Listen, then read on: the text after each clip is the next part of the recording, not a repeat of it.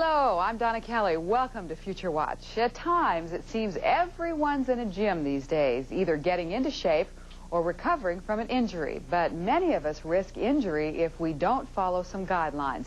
To the rescue, computers that once helped professional and Olympic athletes. As Brian Nelson reports, they're now ready to guide weekend warriors towards stronger bodies as well. A gold medal discus thrower showing his Olympic form. But under the computer microscope of Dr. Gideon Ariel, he's reduced to a set of matchsticks and then graphed as if he were a blue-chip Wall Street stock. Look what happened here. He's reaching maximum velocity here with the leg. These are the leg. This is the hand. And then he starts slowing down. While he's slowing down with the leg, the arm starts speeding up. Gideon Ariel is describing the transfer of physical energy. A champion discus thrower himself in Israel, he came to the U.S. in the 1960s to study biomechanics.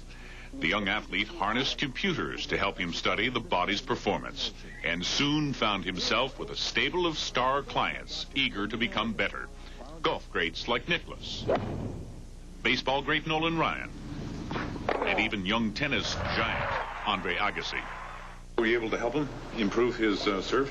Absolutely. We also worked with Jimmy Connors before, and we improved his serve from about 70 miles an hour to close to 100 miles an hour. Ariel will tape a video image of his subject, feed it into his computer, and begin the diagnosis. His early field of interest was sports. Today, he's heading into the workplace. Let's take a situation when a person just lifting a box. He or she is lifting a box. She's in a work environment when she has to lift this type of box. Well, how we know what the stress is on the lower back or on the knees? What Ariel does is to identify coordinates the computer can read, and then let the human become a matchstick figure. He highlights the left and right knees, and the computer does the rest. And how much she bent her knees? Okay, it's easy to calculate. Just by looking, you cannot tell. So basically, we will find from this point, which was a full extension, to this point, which was full flexion, she bent her knees 128 degrees. Okay, so, and she was quite symmetrical. Now, what can you use this information for? For workman's compensation, for example? Yeah, let's say that she had injury at one on the knee, so she couldn't bend both knees the same way, so she had to compensate with the body. She might creating a new injury, and we can tell her, don't do this work, because you don't use the knee symmetrically. Just a matter of time before she developed also a back problem. And then neck problem. It's like a kinetic link. And that brings us to the field of rehabilitation.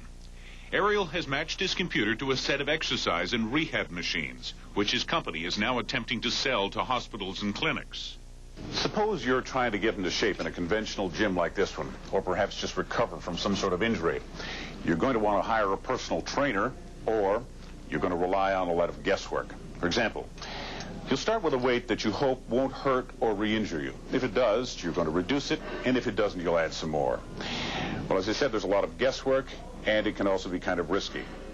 But what if you were able to plug a computer into a machine like this, like Dr. Ariel does?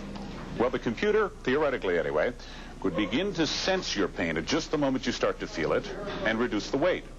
As you move through the area of hurt, it would then reimpose the weight for the rest of the flex. And it would do that until you feel stronger. Go. And push, push, push, push, push. Ariel placed a recent brain surgery patient into his leg extension machine, and the computer was able, in a matter of seconds, to uncover a weakness. He stopped, and he started, and he stopped. He has problem with this particular knee, or particular leg, maybe not the knee. Okay. One more. That's it. After spotting a weakness, Ariel's creation writes itself a prescription and begins to work with the patient.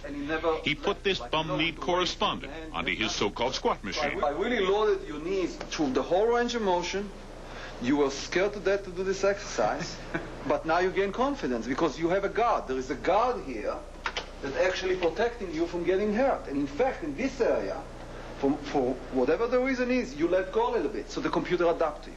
Not only will the machines go easy on infirm TV correspondents, they can get tough on real athletes. Let's say that I know that you are a high jumper, and I know that you have to produce so much force in order to jump 2 meters. Well, if you don't produce the force, this thing will not move. So you have to produce the force. So I can do it either way. Ariel's work has drawn the interest of NASA. Scientists have conducted gravity-free tests of his equipment, and in 1995 will place a modified version aboard a shuttle flight to study how fast the astronauts' muscles deteriorate on long flights. Further off in the future, Ariel hopes to see his machines in every health-conscious sports medicine data banks, offering computerized personal training and rehabilitation, all in the privacy of the spare room. Brian Nelson, CNN Future Watch. The Ariel and similar systems are not yet priced for the average household, but because of the explosion in computer technology, their cost has fallen from the $1 million range to about $60,000.